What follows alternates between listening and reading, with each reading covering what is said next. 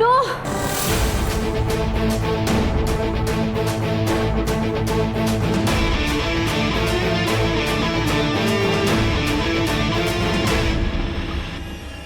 ಏನಾಯ್ತು ಮೇಡಮ್?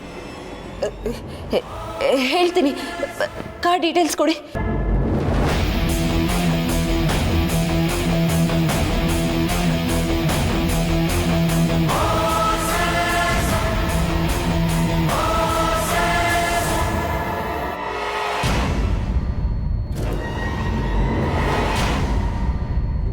ಅಂದ್ರೆ ಈ ಕಾರು ಮತ್ತೆ ಉಷಾನ ಕಿಡ್ನಾಪ್ ಮಾಡಿದ ಕಾರ್ ಎರಡು ಒಂದೇ? ಮೇಡಮ್ ಏನಾಯ್ತು?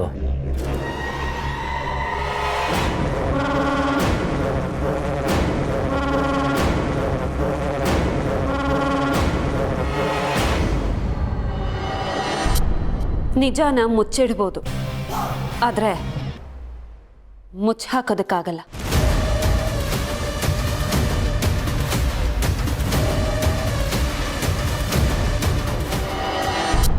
ನೋಡಿ,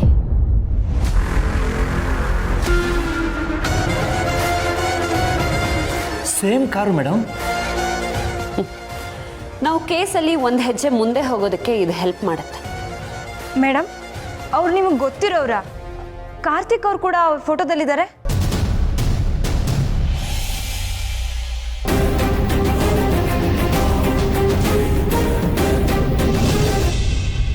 ಹೌದು, ಇವರು ನನ್ನ ಮಾವನ ಫ್ರೆಂಡ್ ಮಗ. ಹತ್ತಿರದಲ್ಲಿದ್ದವರೇ ಕೇಸ್ನಲ್ಲಿದ್ದಾಗ ನಾಜೂಕಾಗಿ ಹ್ಯಾಂಡಲ್ ಮಾಡಬೇಕು. ಇಲ್ಲ ಅಂದರೆ ಲಾಸ್ಟ್ ಟೈಮ್ ಕಾರ್ತಿಕ್ಗೆ ಆಗಿದ್ದ ಥರನೇ ಆಗುತ್ತೆ.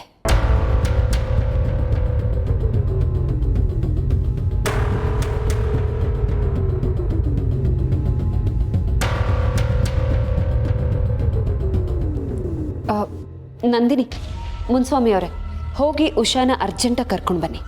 Yes ma'am. ಸರಿ ಮೇಡಮ್.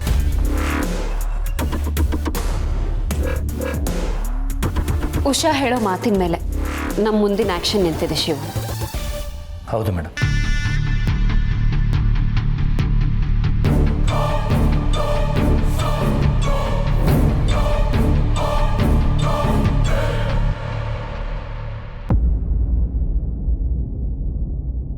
ಪಾಪ ಬಾಲ,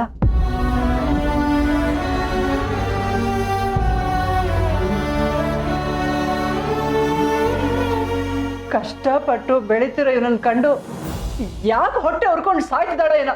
ಸಾಕ್ ನಿಲ್ಸ್ತೀರಾ?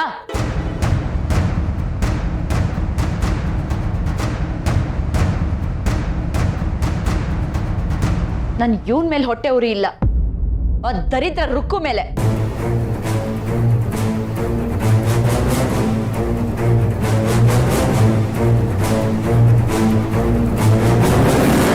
ನಾನೇನೇ ಮಾಡಿದ್ದೀನಿ ನಿನ್ಗೆ? ನನ್ ಮೇಲೆ ಯಾಕೆ ಹೊಟ್ಟೆ ಅವ್ರಿ? ನನ್ ಗಂಡನ ಬುಟ್ಟಿಗೆ ಹಾಕೊಂಡು ಓಡಾಡ್ತಿದ್ಯಲ್ಲ, ಅಷ್ಟು ಸಾಲ್ದ ನಿನಗೆ? ನಿನ್ ಗಂಡನ ಜೊತೆ ಬಾಳ ಯೋಗ್ಯತೆ ಇಲ್ಲ ಅಂದ್ರೆ ನಾನೇನ್ ಮಾಡಕ್ಕಾಗತ್ತೆ? ಅಷ್ಟಕ್ಕೂ ನಾನೇನು ಅವನ್ನ ನಿನ್ನಿಂದ ಕಿತ್ಕೊಂಡಿಲ್ಲ. ನೀನು ಬೇಡ ಅಂತ ಬಿಟ್ಟಿರೋದನ್ನ ಎತ್ಕೊಂಡು ಪ್ರೀತಿಸ್ತಾ ಇದ್ದೀನಿ. ಎಲ್ಲಿಂದನೋ ನಮ್ಮನೆಗೆ ಬಂದು ಜಾಂಡ ಹೊಡಿಯೋದಂದ್ರೆ ನನ್ ಗಂಡನ್ನ ನನ್ನಿಂದ ಕಿತ್ಕೊಂಡಿದ್ಯಾ. ಅದ್ ಸಾಲ್ದು ಅಂತ ದರ್ಶಿನಿಗೆ ನಿನ್ ಹೆಸರು ಇಡೋ ತರ ಮಾಡಿದ್ಯಾ. ಹೆಂಡತಿಯಾಗಿ ಅವಮಾನನೆಲ್ಲ ಸಹಿಸ್ಕೋಬೇಕಾಗಿತ್ತಾ? ಅದಕ್ಕೆ ಕಣೆ ನಿನ್ ಹೆಸರಲ್ಲಿ ಇದ್ದಿದ್ದ ದರ್ಶಿನಿನ ಮುಚ್ಚಕ್ ನೋಡ್ದೆ. ಏನೇಗ? ಅದೇ ಇದರಿಂದ ರುಕ್ಕುಗೇನು ಲಾಸ್ ಆಗಿಲ್ಲ ದಿವ್ಯಾ, ಲಾಸ್ ಆಗಿರೋದು ನನಗೆ. ನನಗ್ ನೋವಾಯ್ತು ಅಂತ ಅವಳಿಗೆ ನೋವಾಗಿರ್ಬೋದು ಅಷ್ಟೇ, ಆದ್ರೆ ನನ್ ಕಷ್ಟಪಟ್ಟು ಗಳಿಸಿದ ಹೆಸರನ್ನೇ ಮಣ್ಣು ಪಾಲು ಮಾಡ್ಬಿಟ್ಟಿಯಲ್ಲೇ. ಏನೋ ಒಂದು ಒಟ್ನಲ್ಲಿ ನನ್ ವಿರುದ್ಧವಾಗಿ ಹೋಗಕ್ ನೋಡಿದ್ರೆ ನಾನ್ ಹೀಗೆ ಆಡೋದು.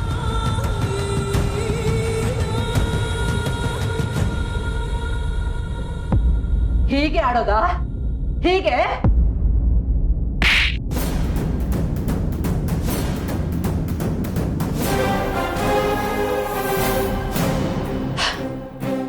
ಅಮ್ಮ, ಎಷ್ಟು ಬೇಕಿದ್ರು ಓಡಿ, ಎಷ್ಟು ಬೇಕಿದ್ರು ಬೈ, ನನಗ್ ಸಿಗ್ತಿರೋ ವಸ್ತು ಬೇರೆ ಯಾರಿಗೂ ಸಿಗ್ಬಾರ್ದು.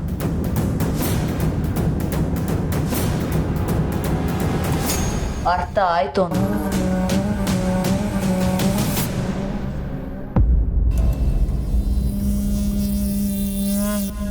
ಎಂಥ ಮಗಳನ್ನ ಎತ್ಬಿಟ್ಟಿಯ ನೀನು.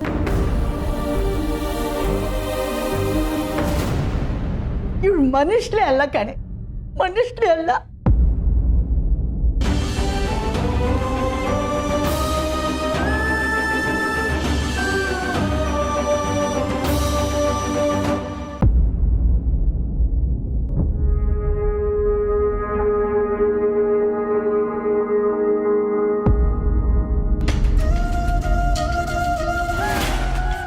ಉಷಾ, ಯಾಕೆ ಹೀಗೆ ಮಂಕಾಗಿದೀಯಾ? ಹೀಗಿರಬಾರ್ದು ನೀನು. ಹೀಗಿದ್ರೆ ನಿಮ್ಮ ತಂದೆ ಬೇಜಾರು ಮಾಡ್ಕೊಳ್ಳಲ್ವಾ? ಬೇಜಾರು ಮಾಡ್ಕೊಳ್ತಾರೆ, ಆದರೆ ನಾನು ಎಷ್ಟೇ ಪ್ರಯತ್ನ ಪಟ್ಟರೂ ಆ ಘಟನೆ ನನ್ನ ಕಣ್ಮುಂದೆಯಿಂದ ಹೋಗ್ತಾ ಇಲ್ಲ.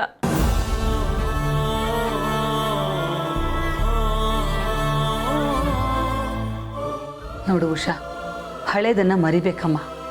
ಆಗಲೇ ಬದುಕಲ್ಲಿ ಹೊಸತನಕ್ಕೆ ಜಾಗ ಇರೋದು. ಚಿಕ್ಕ ಪುಟ್ಟ ವಿಷಯ ಆಗಿದ್ರೆ ನಾನು ಮರಿತಾ ಇದ್ದೆ ಅಮ್ಮ. ಆದರೆ ನನ್ನ ಜೀವನನೇ ನಾಶ ಆಗೋಯ್ತು. ನಾನು ಏನು ತಪ್ಪು ಮಾಡಿದ್ದೆ ಅಂತ ಈ ಶಿಕ್ಷೆ ಅಮ್ಮ. ದೇವರು ನಮ್ಮನ್ನು ಯಾಕೆ ಪರೀಕ್ಷೆ ಮಾಡ್ತಾನೆ ಅಂತ ನಮಗೆ ಗೊತ್ತಿರಲ್ಲ ಉಷಾ. ಆದರೆ ಅವನ ಪರೀಕ್ಷೆಯಲ್ಲಿ ನಾವು ಪಾಸಾಗಿ ತೋರಿಸೋದೇ ನಮ್ಮ ಕೈಯಲ್ಲಿರೋದು. ನೀನೀಗ ಮಾಡಬೇಕಾಗಿರೋದು ಅದನ್ನೇ. ನಿಮ್ಮ ಅಪ್ಪ ಅಮ್ಮನಿಗೋಸ್ಕರನಾದರೂ ನೀನು ಗಟ್ಟಿಯಾಗಿರಬೇಕು. ಅಪ್ಪ ಎಷ್ಟು ಕಷ್ಟಪಟ್ಟು ಓದಿಸಿದ್ರು, ಆದರೆ ನಾನು ಇಂಥ ಪರಿಸ್ಥಿತಿಲಿದ್ದೀನಿ. ಅಮ್ಮ ಇದ್ದಿದ್ರೆ ಎಷ್ಟು ನೊಂದ್ಕೊಳ್ತಿದ್ಲೋ ಏನೋ. ಅದಕ್ಕೆ ಅನಿಸುತ್ತೆ ಅಮ್ಮ ಬೇಗ ಹೊರಟೋಗ್ಬಿಟ್ಲು.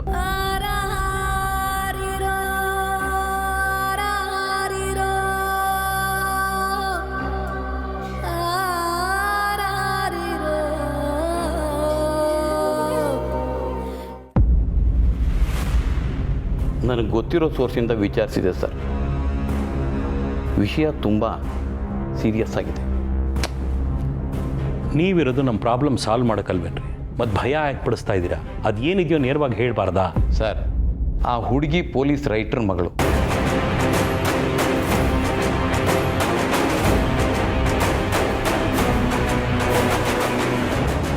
ವಿಷಯ ಚಿಕ್ಕದಾಗಿ ಮುಗಿಯುವ ಲಕ್ಷಣ ಕಾಣ್ತಾ ಇಲ್ಲ. ಅದಕ್ಕಿಂತನೂ ಇಂಪಾರ್ಟೆಂಟು, ಆಲ್ರೆಡಿ ಅವ್ರ ತಂದೆ ಕಂಪ್ಲೇಂಟನ್ನು ಫೈಲ್ ಮಾಡಿದ್ದಾರೆ. ಅದು ಅಲ್ಲದೆ ಆ ಸ್ಟೇಷನ್ ಆಫೀಸರು ಲೇಡಿ ಸರ್, ತುಂಬ ಸ್ಟ್ರಿಕ್ಟ್. ಆಲ್ರೆಡಿ ಹರ್ಷಿತ್ಗೆ ಬಲೆ ಬೀಸಿದ್ದಾರೆ. ಬಲವಾದೊಂದು ಸಾಕ್ಷಿ ಸಿಕ್ಕಿದ್ರೆ ಕೇಸ್ ಮಾಡಿ ಒಳಗೆ ಹಾಕ್ತಾರೆ. ಮತ್ತೆ ಇವಾಗ ಏನು ಮಾಡೋದು ನಾವು? ನಾನು ಅದನ್ನೇ ಯೋಚನೆ ಮಾಡ್ತಿದ್ದೀನಿ ಸರ್. ಬೇಕಿತ್ತೇನೋ ನಿಂಗಿದೆಲ್ಲ? ನೀವು ಮಾಡೋ ಕರ್ಮಕಾಂಡಕ್ಕೆ ನಾವು ಹೆತ್ತವರು ಹೊರಗಡೆ ತಲೆ ಎತ್ಕೊಂಡು ಓಡಾಡೋ ಹಾಗಿಲ್ಲ. ಮಾನ ಮರ್ಯಾದೆ ಎಲ್ಲ ಹಾಳಾಗೋಗುತ್ತೆ. ನೀವು ಮಾಡೋ ತಪ್ಪಿಗೆ ನಾವು ತೇಪೆ ಹಾಕಬೇಕು. ಡ್ಯಾಡ್, ಎಲ್ಲದಕ್ಕೂ ಬೈಬೇಡಿ.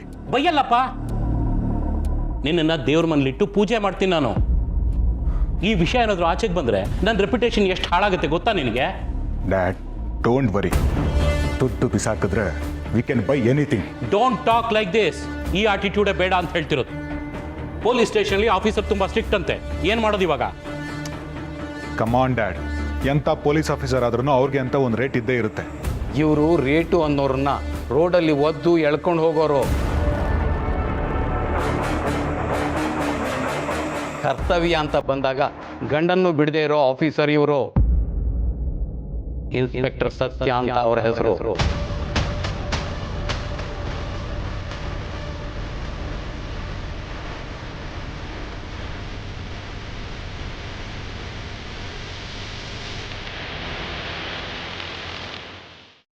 ಬಹುಶಃ ನೀವು ಅವ್ರ ಬಗ್ಗೆ ಕೇಳಿರ್ತೀರಾ.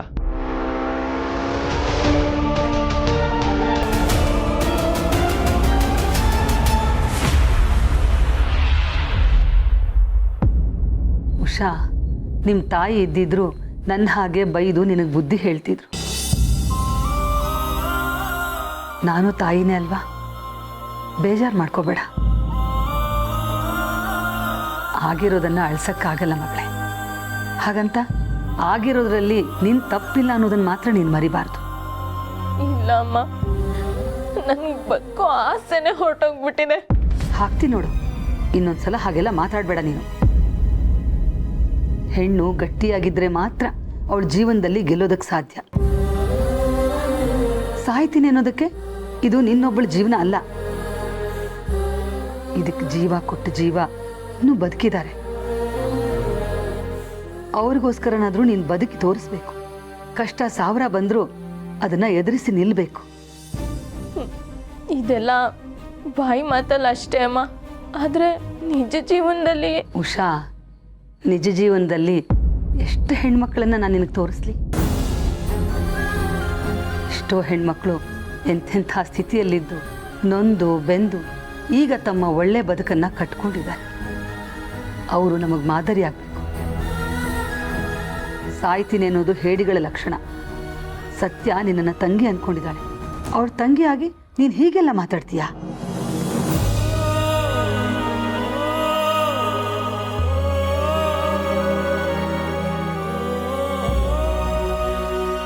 ನೋಡಮ್ಮ, ನಿನ್ನನ್ನು ಅಳಿಸ್ಬೇಕು ಅಂತ ನಾನು ಹೀಗೆ ಹೇಳ್ತಿಲ್ಲ. ನಾನು ಮಾತಾಡಿದಷ್ಟು ಸುಲಭವಾಗಿ ನೀನು ಆ ಕೆಟ್ಟ ಘಟನೆಯನ್ನು ಮರೆಯೋಕ್ಕಾಗಲ್ಲ ಅಂತ ನನಗೆ ಗೊತ್ತು. ಆದರೆ ಇದಕ್ಕಿಂತ ಜೀವನ ತುಂಬ ದೊಡ್ಡದು ಉಷಾ. ಬದುಕಲ್ಲಿ ಈಜಬೇಕು, ಇದ್ದು ಜಯಿಸಬೇಕು ಅಂತ ಹೇಳ್ತಾರೆ. ಅದೇ ಬದುಕಿನ ಮಂತ್ರ ಆಗಬೇಕು ಉಷಾ. ನೀನು ಸೋತ್ ಹೋದ್ರೆ ಅವರು ಗೆದ್ದು ಬಿಡ್ತಾರೆ. ದುಷ್ಟರು ಸೋಲ್ಬೇಕು ಅಂದರೆ ಒಳ್ಳೆಯವರು ಮನಸ್ಸು ಗಟ್ಟಿ ಮಾಡಿಕೊಂಡು ಹೋರಾಡಬೇಕು. ಇವತ್ತು ನಿನಗಾದ ಪರಿಸ್ಥಿತಿ ನಾಳೆ ಬೇರೆಯವ್ರಿಗೆ ಆಗಬಾರ್ದಲ್ವಾ? ಇವತ್ತು ಅವ್ರನ್ನ ಸುಮ್ಮನೆ ಬಿಟ್ರೆ ನಾಳೆ ನಿನಗಾದ ಅನ್ಯಾಯನೇ ಇನ್ಯಾರಿಗೂ ಆಗತ್ತೆ. ಇಲ್ಲ ಇಲ್ಲ, ಹಾಗಾಗಬಾರ್ದು. ಹಾಗಾಗಬಾರ್ದು ಅಂದರೆ ನೀನೇನು ಮಾಡ್ಬೇಕು ಹೇಳು? ಧೈರ್ಯ ತಗೊಳ್ಬೇಕು.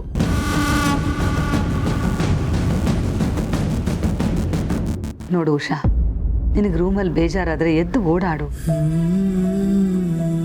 ಮನೆಯವ್ರ ಜೊತೆ ಬೆರಿ, ನಿನಗೆ ಯಾರು ಏನೂ ಹೇಳಲ್ಲ. ಅಡುಗೆ ಮನೆಗೆ ಬಾ, ಹಾಲ್ TV ಇದೆ, ಅದನ್ನು ನೋಡು. ಇಲ್ಲ ಅಂದರೆ ಕಾರ್ತಿಕ್ ರೂಮಲ್ಲಿ ಲೈಬ್ರರಿನೇ ಇದೆ, ಅಲ್ಲಿ ಹೋಗಿ ಏನಾದ್ರು ಓದ್ಕೋ. ಇಲ್ಲ ನಮ್ಮ ರಿತು ಇದ್ದಾಳಲ್ಲ, ಅವಳ ಜೊತೆ ಆಚೆ ಹೋಗ್ಬಾ. ಏನಾದರೂ ಮಾಡು, ಒಟ್ಟಿನಲ್ಲಿ ಖುಷಿಯಾಗಿರು. ಬದುಕನ್ನು ನಾವೇ ಕಟ್ಕೋಬೇಕು ಉಷಾ. ನಿನಗೆ ಆ ದೇವರು ಬದುಕು ಕಟ್ಕೊಳ್ಳೋ ಅವಕಾಶ ಕೊಟ್ಟಿದ್ದಾನೆ. ಚೆನ್ನಾಗಿ ಕಟ್ಕೋ, ಹೆದರ್ಕೋಬೇಡ. ಥ್ಯಾಂಕ್ಸ್ ಅಮ್ಮ. ನಿಮ್ಮ ಮಾತು ಕೇಳ್ತಾ ಇದ್ರೆ ನನಗೆ ಮತ್ತೆ ಬದುಕಬೇಕು ಅನ್ನೋ ಉತ್ಸಾಹ ಬರ್ತಾ ಇದೆ. ಸತ್ಯಕ್ಕ ಮತ್ತೆ ನೀವು ಮನೆಯವರು ತೋರಿಸ್ತಿರೋ ಪ್ರೀತಿಗೆ ಏನು ಹೇಳಬೇಕು ಗೊತ್ತಾಗ್ತಾ ಇಲ್ಲ. ಬಹುಶಃ ಯಾವುದೋ ಜನ್ಮದ ಪುಣ್ಯ ನಿಮ್ಮ ರೂಪದಲ್ಲಿ ಬಂದು ನನ್ನನ್ನು ಕಾಪಾಡ್ತಿದೆ ಅನಿಸುತ್ತೆ. ನೋಡು, ಇದೇ ಬೇಡ ಅನ್ನೋದು. ಸತ್ಯನ ನೀನು ಅಕ್ಕ ಅಂತ ಒಪ್ಕೊಂಡ್ಮೇಲೆ ಈ ಮನೆ ನಿಂದಲ್ವಾ? ನೀನು ಆರಾಮಾಗಿರು, ಮಿಕ್ಕಿದ್ದನ್ನು ಸತ್ಯ ನೋಡ್ಕೋತಾಳೆ.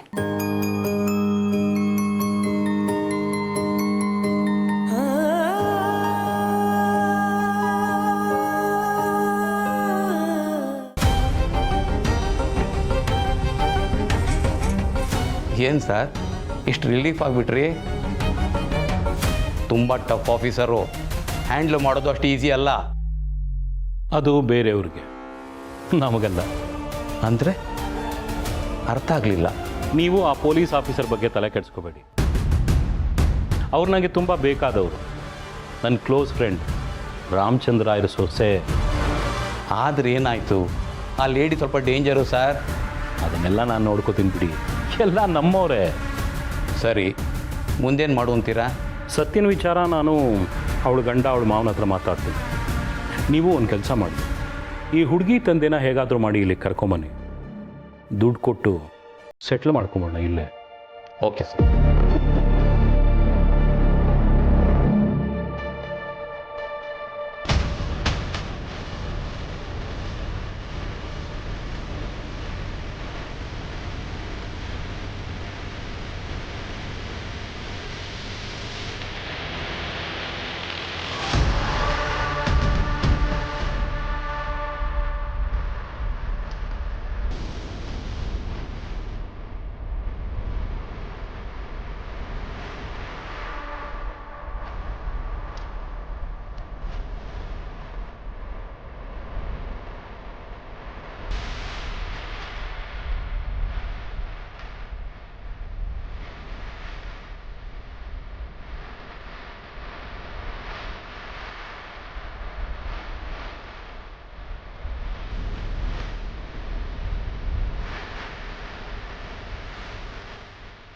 ಅರೆ ಕಾರ್ತಿಕ್ ಅಲ್ಲಿ ಯಾಕೆ ನಿಂತ್ಕೊಂಡಿದ್ಯಾ? ಪಾರಯ್ಯ.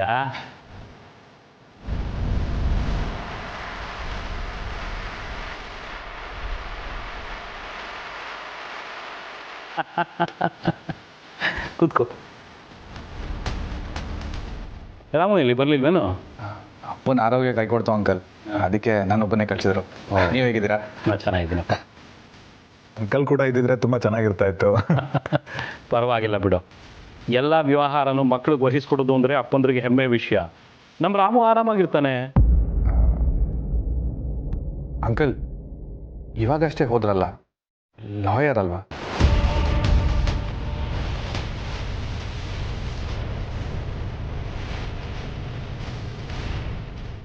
ಓ ಅವರು ನಮ್ಮ ಲಾಯರು.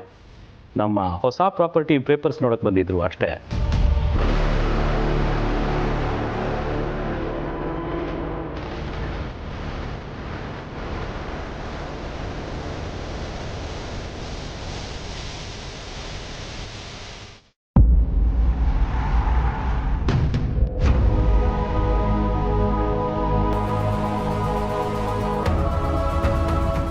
ಅಕ್ಕ ಇಲ್ಲಿಗೆ ಯಾಕೆ ಬರೋಕೆ ಹೇಳಿದ್ರಿ?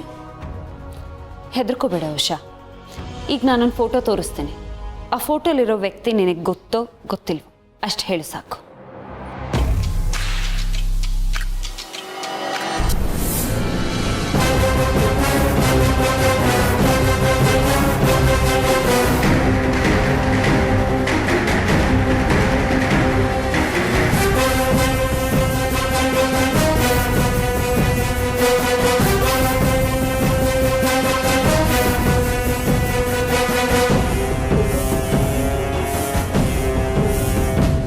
ಏನಾದರೂ ನೆನಪಾಯ್ತಾ ಉಷಾ?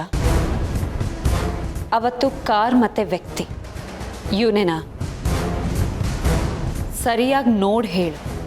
ಅವತ್ತು ನಿನ್ನನ್ನು ಅಡ್ರೆಸ್ ಕೇಳ್ದವನು, ಕಾರ್ ಒಳಗೆ ಎಳ್ಕೊಂಡವನು ಇವನೇನಾ? ಹೌದು.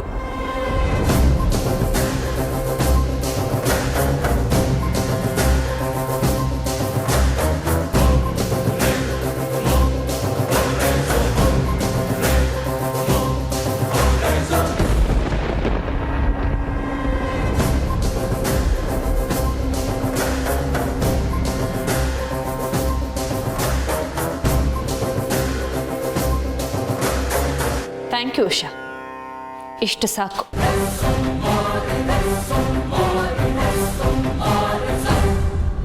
ಮೇಜರ್ ಸಾಕ್ಷಿ ಸಿಕ್ದಾಗಾಯ್ತು.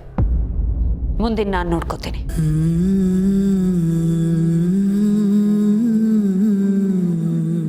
ಅಕ್ಕ ಅದು ಈ ಫೋಟೋ CCTV, ಮುಖ್ಯವಾಗಿ ತಾತ ಇದ್ದಾರೆ. ಯೋಚನೆ ಮಾಡಬೇಡ ಉಷಾ. ನಿನ್ನ ನೀ ಸ್ಥಿತಿಗೆ ತಂದವ್ರನ್ನ ಸುಮ್ಮನೆ ಬಿಡೋ ಮಾತೇ ಇಲ್ಲ. ನಿನಗೆ ನ್ಯಾಯ ಸಿಕ್ಕೇ ಸಿಗತ್ತೆ.